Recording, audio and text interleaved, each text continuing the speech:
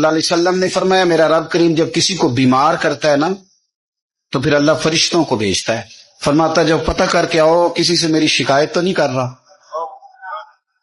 تو فرشتے جا کے عرض کرتے ہیں مالک اس کے پاس تو جو بھی آیا نا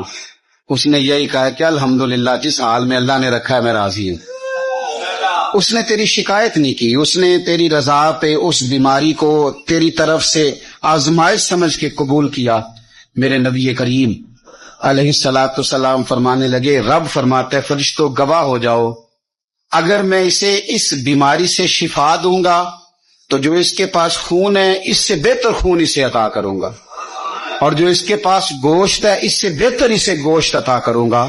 اور اگر میں اسے اس بیماری میں وفات دوں گا تو پھر میں اسے جنت عطا کروں گا۔ اگر شفا دوں گا تو بہترین شفا دوں گا، اور اگر وفات دوں گا تو پھر جنت دوں گا۔ جب آپ حوصلے کے